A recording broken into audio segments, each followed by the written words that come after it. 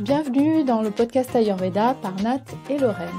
Notre objectif, c'est de partager avec vous, d'accueillir des personnes inspirantes pour aborder des sujets liés à la santé et au bien-être. Je m'appelle Nathalie, je suis praticienne en Ayurveda, j'accompagne des femmes spirituelles qui veulent prendre soin de leur corps, de leur cœur, de leur mental et du monde qui les entoure. Et je suis Lorraine, praticienne en Ayurveda, spécialisée en périnatalité. J'accompagne les femmes dans toutes les étapes de leur vie et de leur cycle.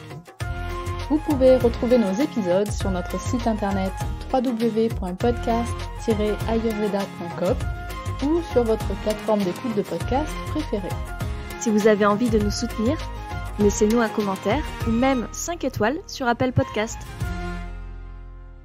Collier de perles qu'on voit parfois autour du cou des pratiquants de yoga est loin d'être seulement un objet décoratif. Si vous êtes pris dans le rythme d'une vie à 100 à l'heure, dans des émotions douloureuses ou dans des pensées tourbillonnantes, ou si vous avez tout simplement envie d'apporter de la nouveauté dans votre pratique méditative, alors faites une pause, écoutez attentivement cet épisode parce que la méditation Japa pourrait bien vous aider. Aujourd'hui, nous recevons Vanessa Bianchi, qui est thérapeute holistique, conseillère en Ayurveda, praticienne en soins énergétiques, ayurvédiques et tantriques, et auteur du livre Les malas, symboles et cristaux au service des mantras. Bonne écoute! Bonjour Vanessa. Hello, bonjour. Salut Vanessa. Salut Nathalie, salut Lorraine. Merci d'être avec nous Vanessa aujourd'hui sur le podcast Ayurveda. Tu es l'auteur du livre Les malas, symboles et cristaux au service des mantras aux éditions Améthyste. On aimerait savoir comment t'es venue cette idée de livre. Alors, ce livre est né en fait d'un premier jet. Il y a eu un premier jet avant ce livre édité que j'ai auto-édité, qui s'appelait Amour de Mala.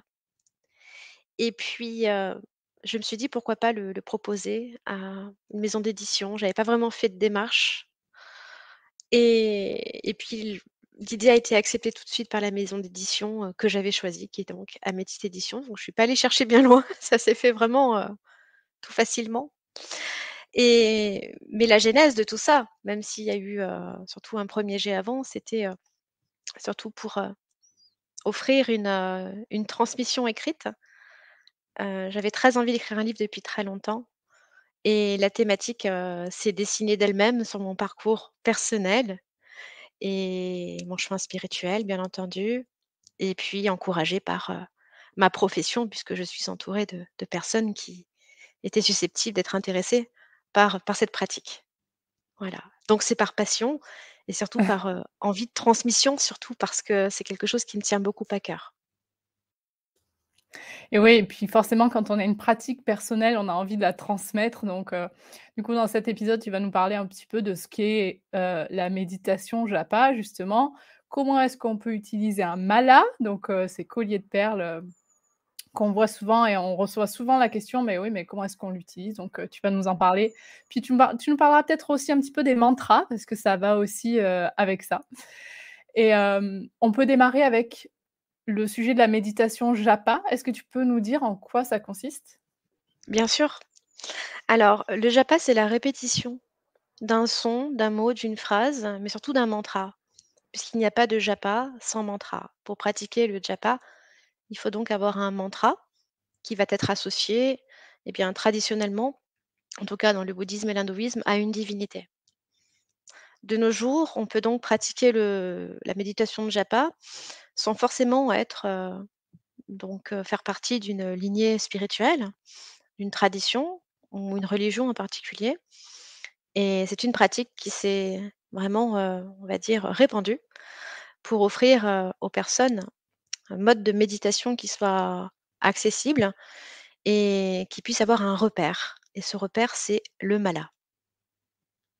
Donc traditionnellement, la méditation de japa est une pratique qui est surtout enseignée dans les ashrams et puis dans les différentes, traditions et lignées spirituelles, que l'on soit, donc guidé par, que l'on suive un gourou ou pas d'ailleurs, donc un maître spirituel, que l'on fasse partie, donc d'une communauté ou pas, enfin, quelle que soit la religion et d'une façon aussi tout à fait laïque, on peut s'approprier, donc cette pratique dans la vie de tous les jours. Donc ce qui est intéressant, c'est qu'effectivement par la répétition et par l'utilisation d'un repère qui est le mala, qui est un chapelet, en fait, on va pouvoir s'aider et se repérer dans le nombre de répétitions, pardon, que l'on pratique, que l'on chante ou que l'on psalmodie, sachant qu'il y a différentes formes de japa et on peut aussi pratiquer le japa seul ou aussi en groupe. Voilà, ça se fait assez souvent. Je fais d'ailleurs, une petite parenthèse dans mon livre sur, donc les kirtans où bien souvent les mantras sont chantés en groupe, à l'unisson et c'est une toute autre pratique. L'objet principal du livre, c'est effectivement la méditation de japa à titre tout à fait individuel, et donc qui fait intervenir l'utilisation du mala.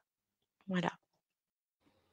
Est-ce que du coup la méditation, japa, c'est une méditation qui va être, enfin qui peut convenir à tout le monde, qui va être adaptée dans certains cas?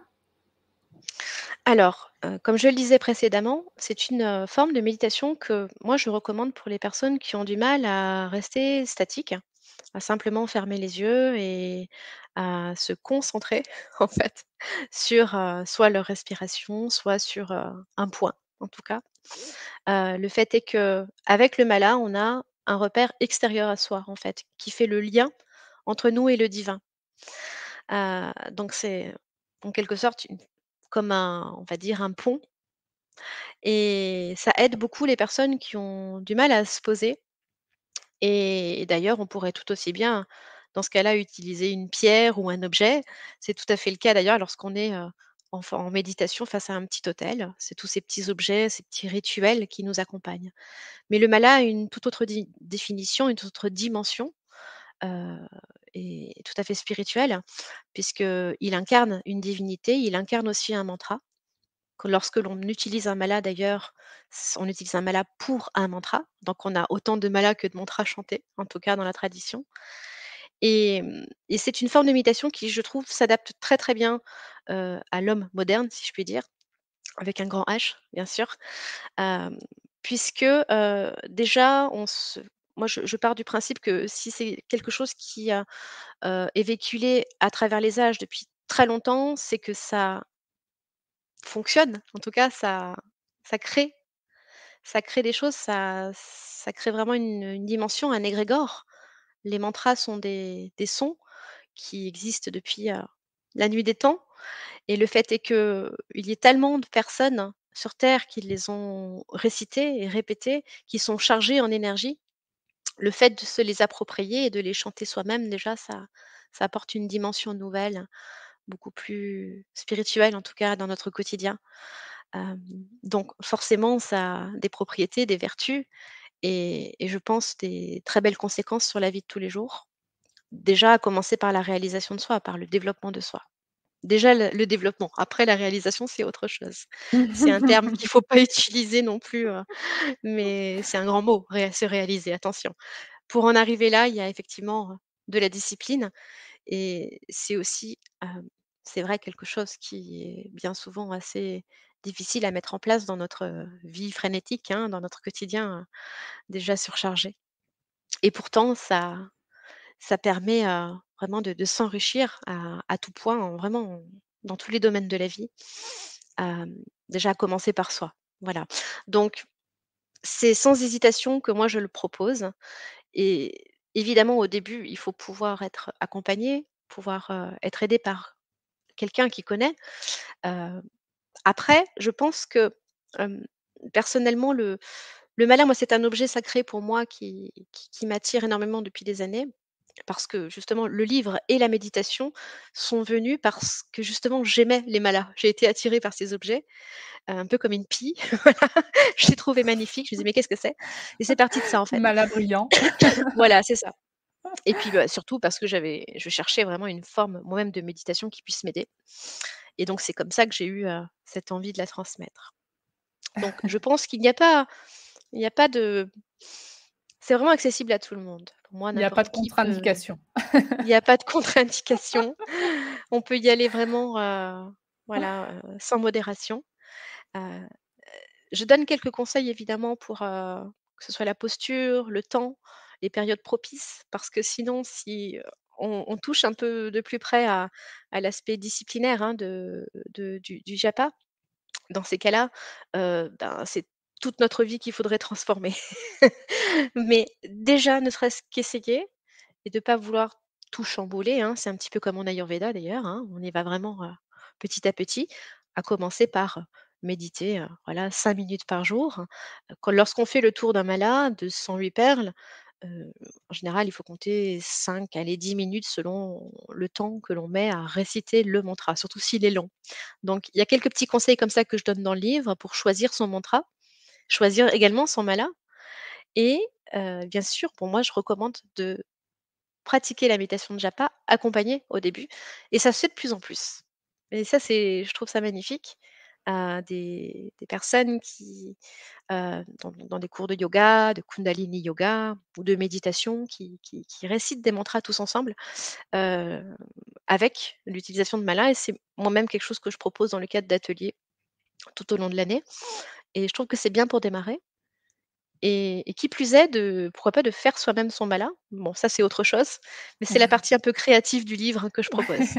Voilà, Pour les amateurs, de créativité oui. et dans quel sens on démarre? Est-ce qu'on choisit d'abord son mantra ou d'abord son mala? Alors, choisir un mantra, ça fait partie d'aussi de en fait de du chemin spirituel de tout un chacun. Chacun choisit aussi, son mantra en fonction de son intention. Donc c'est le sankalpa, hein, dans le bouddhisme.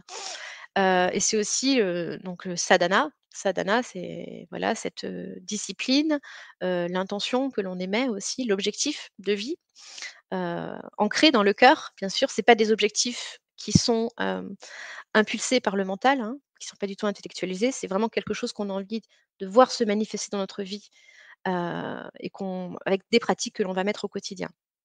Donc, hem pour revenir à ta question, parce que je pense que je m'évade un petit peu là. Alors la question initiale, tu me disais Nat, c'est? Alors je te disais, est-ce qu'on choisit d'abord son mantra ou d'abord son Ouais. mala? Et du coup ça va déterminer de quoi on va parler en premier. On va parler des 2, rassure-toi. Mais est-ce qu'on Alors commence par parler des mantras ou est-ce qu'on commence par parler des malas?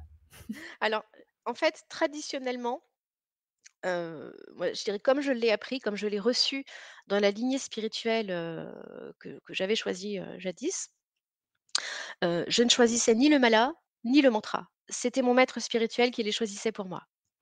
Donc lors OK, d'une initiation, c'est mon gourou qui m'avait psalmodié mon mantra à l'oreille. Donc il avait choisi, donc mon Maha Mantra pour moi, donc je devais réciter ce mantra qui était associé à mon gourou et il m'avait offert le mala avec, afin que je puisse, donc pratiquer chaque jour ma méditation japa. De nos jours, c'est une toute autre affaire si on n'est pas, on fait pas partie d'une lignée spirituelle. Heu, Ce que j'observe, c'est que bien souvent les personnes sont attirées par un mala. Bien souvent elles vont parce que c'est à la mode, hein, il faut le dire. C'est un objet qui plaît beaucoup. Donc ça attire un peu, voilà la curiosité des gens, surtout qu'ils sont faits de diverses essences de bois, ils ont une provenance selon, l'affinité qu'on a avec une tradition en particulier ou avec une pierre, parce qu'ils sont souvent faits en pierre aussi de nos jours. Ça va démarrer de là et puis on va se dire: «Tiens», donc il y a beaucoup de gens aujourd'hui qui disent: «Tiens, j'adore les malas, c'est beau, j'en ai vu plein sur les réseaux, mais qu'est-ce que c'est?» Et puis petit à petit, bon, il y a des personnes qui peuvent se dire: «Qu'est-ce que c'est? À quoi ça sert?» Et qui après vont découvrir le japa et qui vont tenter et après chacun fait son chemin. Ça peut être aussi l'inverse. Voilà, on peut faire partie enfin assister à un stage ou à une retraite, faire une retraite, visiter un ashram et puis on entend des personnes, voilà qui récitent un mantra et puis on se dit: «Tiens, qu'est-ce que c'est? Waouh!» Et puis ce mantra, il fait corps avec nous. Ça vibre, hein. Moi, ça m'est arrivé, mon cœur, j'ai eu le chakra du cœur qui s'est ouvert d'un coup et je me suis dit: «Waouh, ça résonne» et j'ai cherché la signification de ce mantra. Je suis «Ouais, d'accord, OK». Mais en fait, ce qu'il fallait surtout retenir, c'était pas la signification textuelle, mais c'était surtout ce que ça m'avait fait moi, en tout cas, vraiment avec l'écho que ça m'avait, renvoyé, et là surtout la vibration. de ce mantra. En le récitant, j'étais un petit peu partie en transe et après je me suis dit: «Ben, je vais le travailler» entre guillemets. J'aime pas trop ce mot «travail», mais il va m'accompagner ce mantra et donc forcément là, il faut un mala. Enfin, je dis forcément, mais non, pas toujours parce qu'on peut faire du japa sans forcément avoir un mala. C'est aussi possible. Comment on fait du coup, parce que tu disais c'est une répétition, un certain nombre de répétitions, donc avec le mala, on fait 108 répétitions du mantra, c'est bien ça? Oui, ouais. Et quand du coup tu n'as pas le mala pour te repérer, comment Tu tu peux fais? Tu comptes utiliser sur tes tes doigts? doigts et pourquoi pas. D'accord, OK. Bon ça me Alors tu peux déconcentrerait, hein, perso, mais ouais, complètement. Alors après, il y a des personnes qui aussi dans leur pratique, spirituelle écrivent. C'est, Likita Japa et ils écrivent sur un carnet, autant de carnets que possible, voilà, un petit peu comme nous on faisait des colles à l'école quand on était collés ou punis par le maître, il nous faisait, il nous faisait écrire, une phrase à répétition. C'est Likita Japa, c'est ça, c'est par l'écrit. Moi, c'est une forme de japa que j'ai pratiquée aussi. Il s'agit simplement de d'écrire le mantra et de s'en imprégner parce que par l'écriture, on est aussi, dans le ressenti, dans le toucher, on fait appel aux sens. L'écriture sur le papier, on chante en même temps le mantra, donc ça purifie le verbe et la parole. Voilà, tous les sens sont engagés, toute la dévotion, mais effectivement, c'est le mot. Il y a une dévotion qui est aussi en «jeu» entre guillemets, parce que pratiquer l'Ikitai Japa, c'est déjà une forme de méditation qui est beaucoup plus utilisée par les personnes qui font partie d'une lignée spirituelle, hein. Voilà, après bon, Mmh. on peut le faire, hein, sans aucun souci, mais moi j'ai pas vu d'autres personnes à part bah, voilà, des personnes qui suivaient un maître spirituel, hein, qui pratiquaient l'Ikitai Japa. Mais bien souvent après ça peut être aussi, ben, surtout avec un mala. Donc un mala 208 perles, c'est le traditionnel. Ça peut être aussi un mala, de 27 perles, de 54 perles ou de 9 perles, Mmh. du moment qu'il y a une fraction du nombre 108. Voilà. Alors, bah, justement, si on parle du nombre de perles et comment est constitué un mala, donc tu disais, il peut y avoir combien tu disais? 108. Alors, nous avons 108 perles principales et une 109e, en fait, qui Ouais. s'appelle, la perle du gourou, la perle Meru, en lien avec, donc qui est la symbolique du mont Meru, heu, qui dans la légende, en fait, est le mont où se situent les dieux, en fait, hein. Et donc c'est ce nombre de 108 qui a vraiment une symbolique, plusieurs symboliques d'ailleurs. On dit que le 1 représenterait Dieu ou l'unité. Le 0 c'est le vide, hein, ce serait aussi l'accomplissement d'une pratique spirituelle. Le cercle, c'est l'œuf, hein, c'est la création et le 8 c'est l'infini, c'est l'éternité. Je propose, différentes, interprétations de cette symbolique du nombre 108 dans le livre d'ailleurs. Mais voilà, pour, heu, pour résumer, le malin a 108 perles et donc il y a cette 109e que l'on ne parcourt pas pendant la méditation de japa. Lorsqu'on termine un tour de mala et là on vient à la pratique, on ne passe pas par-dessus cette 109e perle. Ça serait piétiner le gourou en tout cas ou le maître spirituel. Donc on Mmh. retourne le mala et on va dans le sens opposé et cetera, avec autant de fois qu'on veut déclamer ou égrener, un tour de mala complet ou pas. Moi, ça m'arrivait de pas aller à la fin de 108 au début, je trouvais ça très, très long et puis petit à petit, le temps et l'espace n'avaient, plus du tout de limite. Voilà. quand tu dis que c'est constitué donc de 108 perles, tout à l'heure tu nous disais que ça pouvait être des perles, en bois de provenance différente et aussi en pierre, c'est ça? Il peut y Tout avoir à 2 fait. types de perles? Oui, OK. selon les traditions, effectivement. Alors, heu, surtout en Inde, il y a selon les lignées, c'est les shivaïstes notamment, c'est beaucoup les graines de rudraksha. Moi, j'avais, des graines de tulsi. Hem, Ça peut être des essences diverses et variées. On a retrouvé aussi des malas en os. Comme nous d'ailleurs, hein, en France, on avait des chapelets en os, hein, à l'époque, il y a très longtemps. Donc on peut retrouver effectivement, bien souvent des malades Rudraksha, je pense que c'est les plus communs, les plus courants. Il faut savoir que la graine de Rudraksha, voilà, c'est pas un bois, c'est une graine. En fait, c'est le noyau du fruit, plus particulièrement. Et c'est quelque chose qui pousse sur un arbre en Inde et qui peut avoir différentes faces. Il y en a qui sont d'ailleurs très, très rares et qui ont une symbolique et surtout des vertus spécifiques. On leur attribue d'ailleurs des vertus magiques. Ça donne une toute autre dimension à la méditation, en plus, surtout selon l'intention que l'on a dans notre pratique. Donc on va aller chercher à s'entourer, à faire corps, à faire lien avec la matière. Et je pense que c'est le propre de l'homme justement de s'attacher et de s'attribuer, de s'accompagner, d'utiliser la matière pour la spiritualiser, d'ailleurs pour faire le pont avec le divin. Et ces graines de Rudraksha sont exceptionnelles, hein. Elles peuvent valoir, des fortunes Mmh. d'ailleurs. Les plus courantes sont celles à 5 faces. Mais elles Tu sont sais en que tout cas, oui? tu sais que j'ai justement un un mala en graines de Rudraksha que j'avais qui me vient d'un ashram, en Inde et quand j'ai lu dans ton livre, le nombre de faces, c'était une information que je connaissais pas, donc j'ai été vérifier, regarder de près sur tu sais, sur mes graines, bon ce que Tout à c'est fait. 5 faces. Oui, oui, Mais elles ouais, je savais sont, pas ça. alors tu sais qu'en numérologie, le nombre 5, c'est le nombre du changement, de la transformation. Donc elles ont, c'est bon voilà, ces 5 faces sont les plus communes, hein. C'est celles qu'on retrouve, vraiment le plus souvent et puis malheureusement, elles sont recopiées, hein. Donc ça, si on commence à parler Ouais. également des fausses graines ou des fausses perles, on n'a pas fini. Mais effectivement, plus le malin est, comment dire, a été confectionné, avec sincérité, authenticité et plus il sera gorgé de prana et ça, en tout cas pour moi, c'est important de Mmh. connaître la provenance du mala.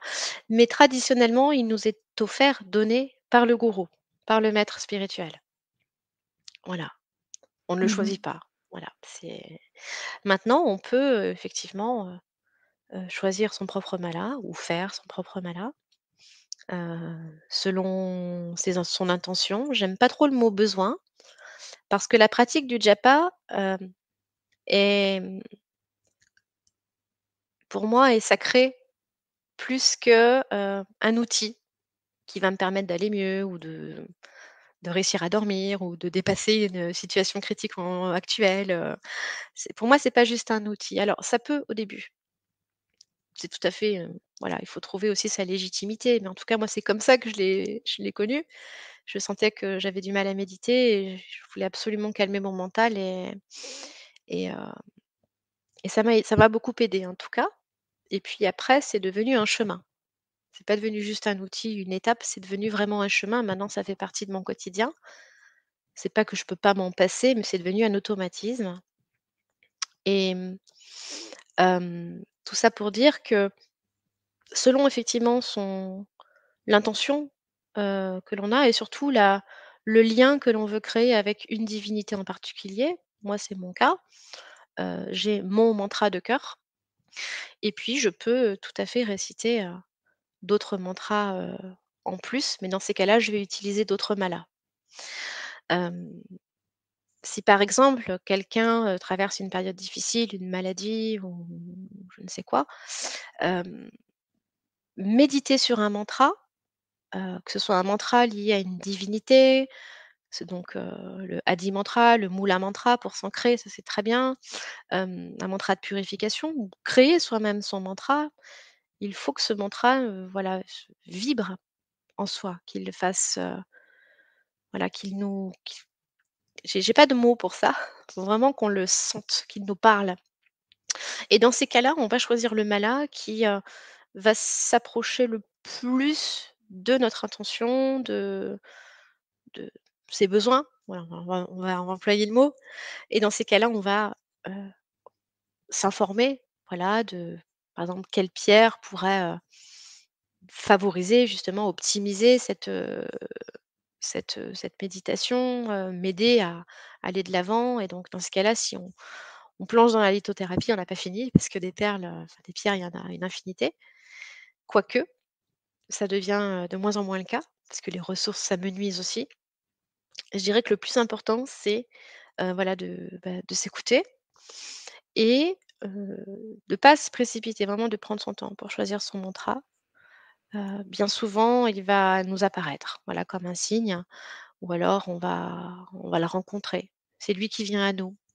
Voilà, on va participer à un stage, on va aller, je sais pas, dans un lieu, on va avoir quelque chose écrit sur un tableau ou on va parcourir un livre, ça peut devenir un mantra.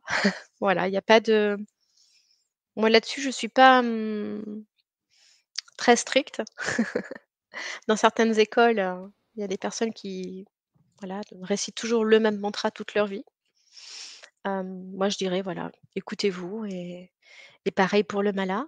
Alors je donne des indications dans le livre, hein, pour choisir son mantra et surtout comment, hem, démarrer dans la méditation de japa sans, heu, baisser les bras trop rapidement parce que c'est un petit peu dommage justement. C'est que là, il y a «des choses à travailler» entre guillemets.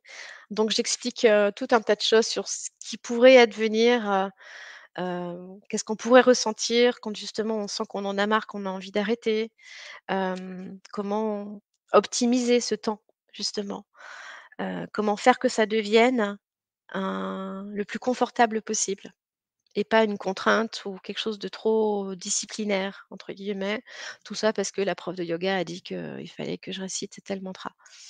Voilà, donc c'est dépassé ça et moi justement j'avais au début de ma pratique, j'avais énormément de mal avec la discipline, avec la contrainte et quand mon maître m'avait dit, «Bah, voilà, il faut que tu récites ce mantra, X fois par jour», alors c'était énorme.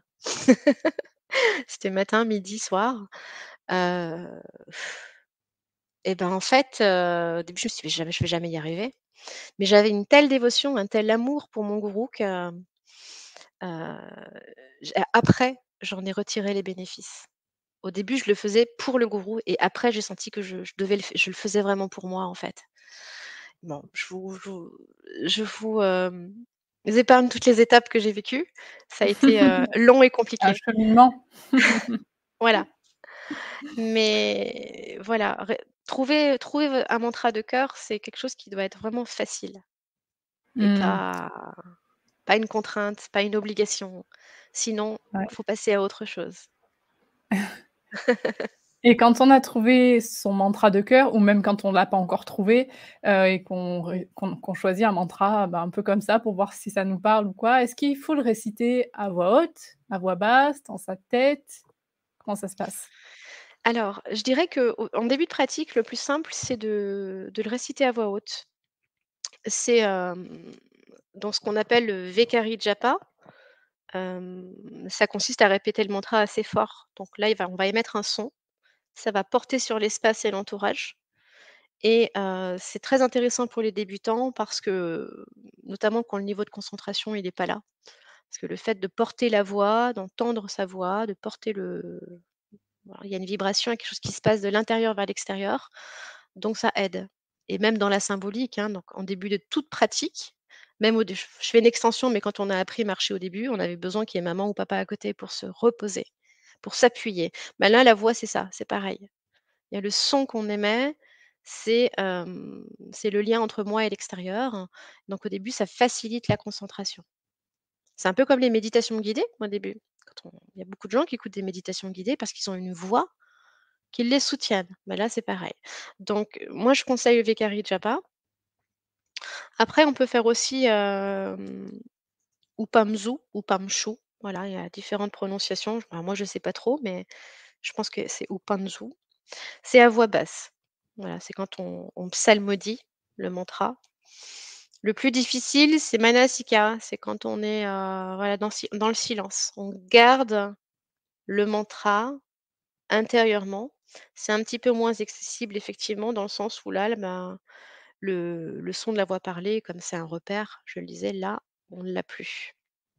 Là, c'est simplement la seule vibration en fait qui, heu, qui opère Et moi, c'est quelque chose que je pratique maintenant, en tout cas. Donc au début, je le récitais, puis ça me fatiguait, puisque ça sollicite les cordes vocales et c'est là qu'on se dit: «Ah, il va falloir que j'apprenne à respirer». C'est comme en cours de chant.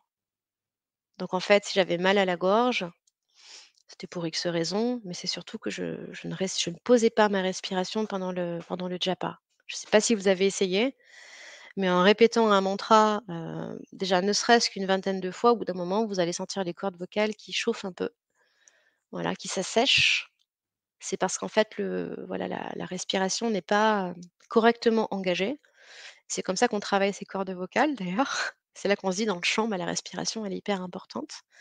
Donc au début, je me fatiguais très vite, donc je commençais à voix haute et puis après je finissais à par le psalmodier À et puis des voix fois je très changeais. basse. Voilà, faut s'écouter, faites comme vous le sentez, hein.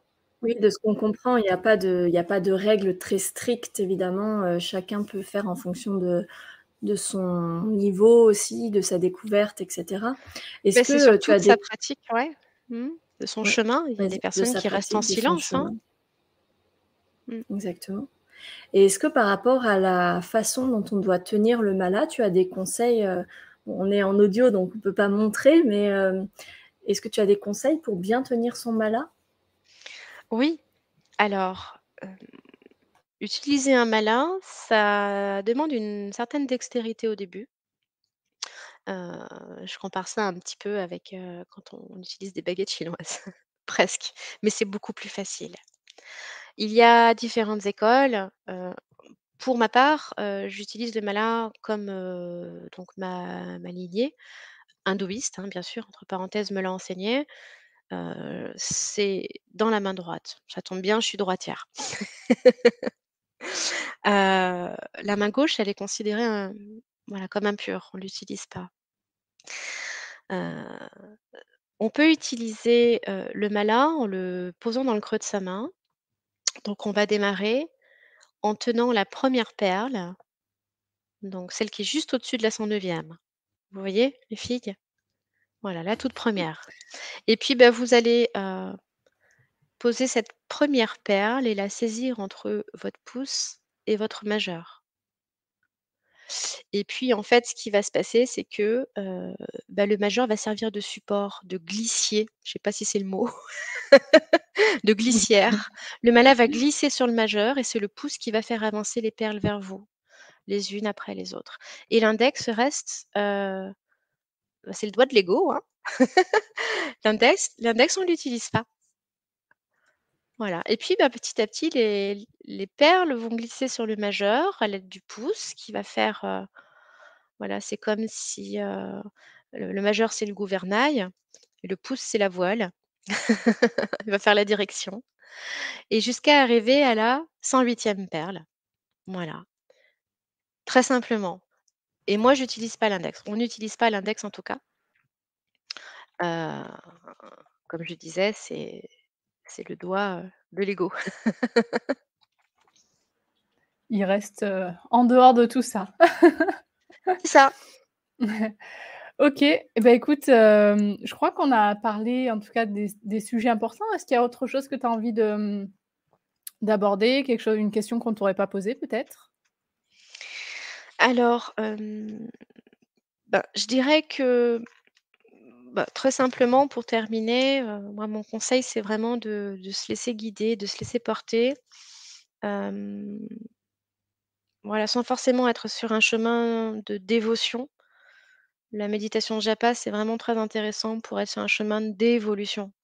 L'évolution, c'est surtout de la patience dans le développement de soi, donc il faut vraiment être patient et de s'offrir un moment ritualisé dans son quotidien, ça peut vraiment apporter un soupçon de magie dans la vie et puis bien au-delà, ça peut vraiment être transformateur en tout cas.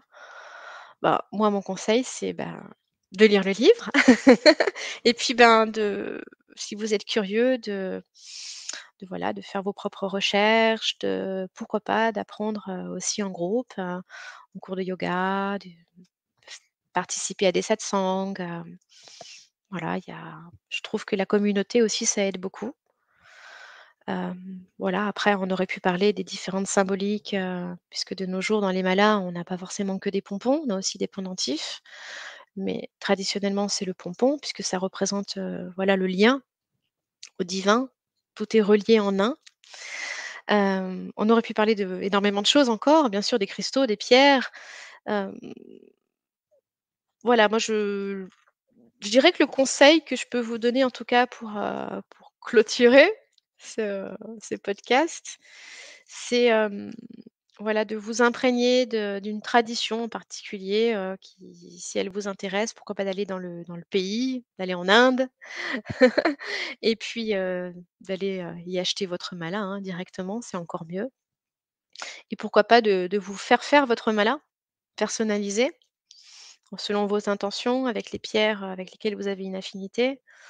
C'est un projet, c'est toujours pour moi une étape de transformation, une étape de vie qui est toujours, très symbolique, quoi que vous traversiez et puis, bah, d'essayer, voilà, de faire un premier pas. C'est un peu comme le sport, au début, on a un petit peu la flemme, on n'a pas le temps, mais justement, si vous vous dites, «Ah, c'est difficile, ah, j'ai pas le temps», c'est peut-être qu'il y a quelque chose à creuser. Voilà, de pas vous décourager. C'est pas si difficile que Ouais, une ça. fois qu'on y prend goût, après, on a du mal à s'en passer. Voilà. En tout cas, nous, notre conseil, c'est si le sujet des malas vous intéresse, c'est de vous procurer le livre écrit par Vanessa pour pouvoir aller encore plus loin que cet épisode et lire un petit peu bah, sur ce que tu viens de dire, les pendentifs, choix des pendentifs, etc., choix des pierres, enfin, aller encore plus loin. Pour clore cet épisode, Vanessa, nous avons des petites questions rituelles. Oui, Est-ce que tu es prête? je suis prête. Notre première question porte sur ton rituel préféré. Quel est-il? Ah bah, c'est mon rituel du matin.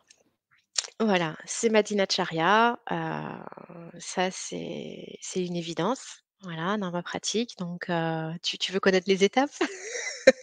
Je dis tout? Je Oui, révèle tout? dis-nous tout, on veut tout Tout savoir. savoir. Ah parfait! Alors, bah, ma dinacharya, je me lève le matin, mais avant de me lever surtout, je reste 5 minutes dans mon lit.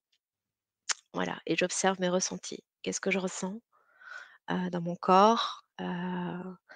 Et je suis pas forcément dans les comment on appelle ça? Les affirmations positives. «Ma journée va bien se passer, ma journée» non, j'observe mes ressentis corporels, je fais un petit scan et même si je sens que c'est pas OK, bah, c'est pas OK. Mais je prends ces 5 minutes-là en tant que témoin, dans le non-jugement, dans la bienveillance. Ça, c'est pour moi, c'est bien démarrer une journée.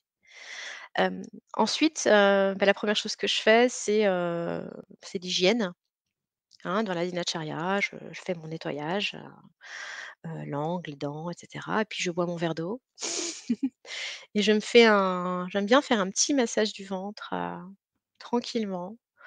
Alors quand j'ai le temps, je fais un massage corporel, mais je vous avoue que bien souvent, ça se résume, à mon petit bidon et je trouve que c'est déjà pas mal. Donc je me masse le ventre dans le sens aiguille d'une montre, même, sans forcément utiliser une huile en particulier. Alors quand j'ai mes lunes, oui, surtout j'utilise une huile, mais bien souvent, c'est même par-dessus mon pyjama. Voilà, très simplement pour, commencer à réveiller mon feu digestif. Coucou, je suis là, on va manger bientôt. Et puis, je pratique, une dizaine de minutes de méditation parce que bien souvent le matin, j'ai pas trop le temps. Il y a l'enfant, il y a la famille et je pratique ma méditation, mes salutations au soleil et puis, bah, après tout ça, je déjeune, quand j'ai faim parce que, vu ma constitution, je peux me passer de manger le matin. Alors je suis Pitta Kappa et alors c'est marrant, donc le petit déj, c'est une grande histoire, mais bien souvent je mange pas et au début on me disait: «Mais il faut que tu manges, ton Pitta il a faim». Je dis: «Bah non, mais moi j'ai pas faim». Donc bah, je mange, je crois que c'est la dernière chose que je fais, heu, après ma douche, bien sûr. Voilà, mais c'est très, très simple, c'est des choses vraiment très simples, mais je commence vraiment par, nettoyer ma langue, ça c'est quelque chose que je fais systématiquement. Brossage de dents et surtout quand j'ai pas le temps de faire, le yoga, je fais au moins ma méditation avec quelques étirements. Le japa, je le fais surtout le soir. Voilà, pour moi, c'est un moment de détente. J'adore être dans les énergies yin du soir et pour moi, c'est plus approprié. Après, on peut tout à fait faire le japa en journée. J'en parle d'ailleurs dans le livre, les moments appropriés. Pour moi, en tout cas, je choisis plutôt le soir et voilà, je pense que j'ai fait le tour, des fois, je rajoute des petites choses, mais voilà, c'est le vous savez tout. Un rituel simple, efficace. Ouais, c'est mon rituel OK. préféré. Mmh. Quels sont tes projets pour les prochaines semaines, Vanessa? Alors, bah, les projets, c'est de démarrer le cycle des ateliers que je mets en place, qui ont lieu, dans mon cabinet, en tout cas dans mon espace tandem à Fréjus. Ce sont des ateliers avec des petits groupes avec lesquels on va explorer, c'est 3 dimensions, 3 pôles, 3 domaines, que je qui font partie de ma pratique professionnelle, qui sont l'ayurveda, le yin yoga, la méditation et le tantra. Avec des techniques de respiration, techniques de méditation, découvrir l'ayurveda au quotidien avec des petits tips. C'est vraiment donner des petits outils. J'ai eu l'idée de mettre en place ces ateliers-là pour ma clientèle surtout avec laquelle j'ai pas toujours le temps, d'aller en profondeur, surtout pour ceux qui viennent, essentiellement pour des massages ayurvédiques et des soins. Donc c'est le complément. Donc il va y avoir ces ateliers, je les ai appelés les ateliers Rebirth, qui n'a rien à voir avec, donc la technique de Rebirth, hein, de respiration Rebirth que vous connaissez peut-être, qui est aussi extraordinaire d'ailleurs, que j'ai expérimenté en stage de tantra. Hem, donc il y a ces ateliers Rebirth donc le prochain, c'est le 17 septembre à Fréjus, avec un tout petit groupe, mais il y aura plusieurs dates qui vont venir. Et puis, bah, de continuer à mettre en place surtout des choses pour les groupes. Le groupe m'appelle cette année.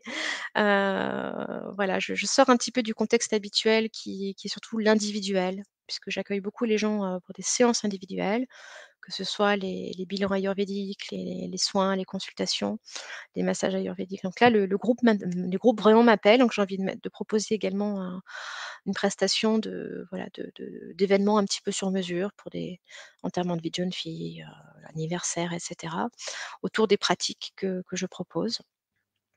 Voilà, pas de pour l'instant, pas d'autres livres, en tout cas en projet.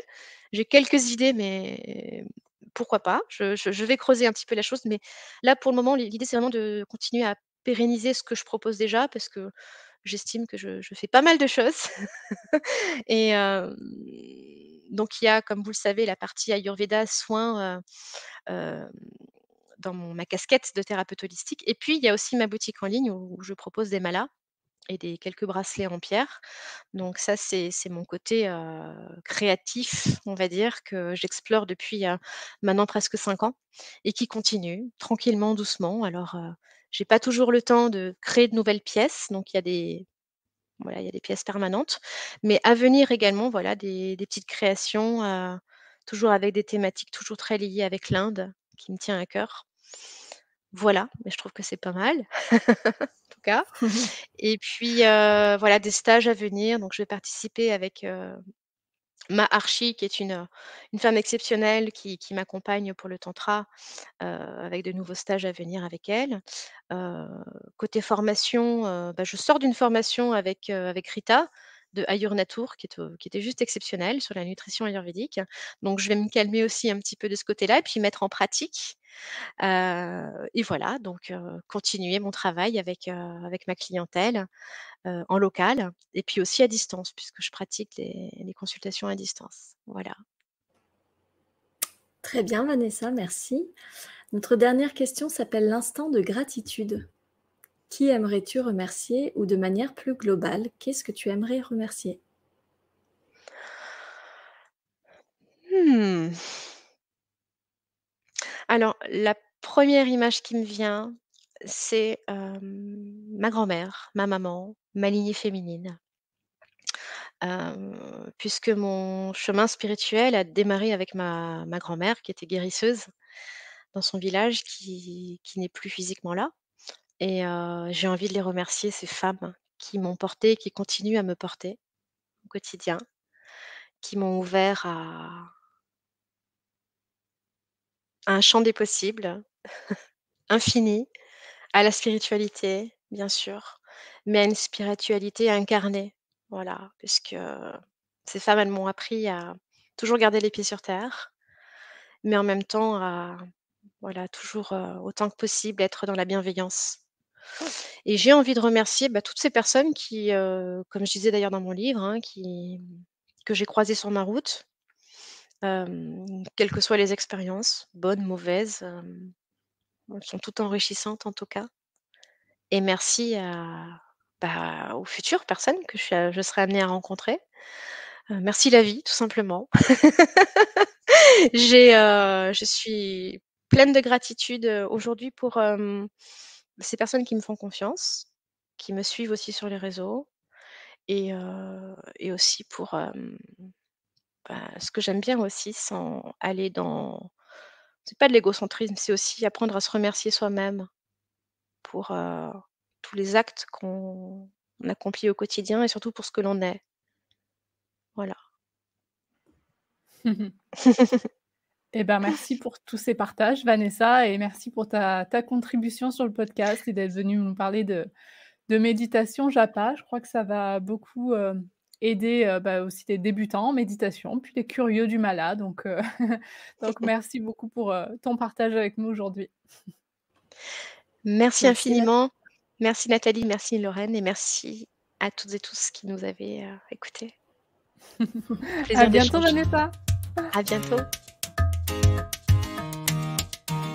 Merci pour votre écoute. Si comme nous vous aimez cette idée de podcast sur l'Ayurveda, n'hésitez pas à nous encourager avec une note ou un commentaire sur votre plateforme d'écoute de podcast et bien sûr en vous abonnant au podcast.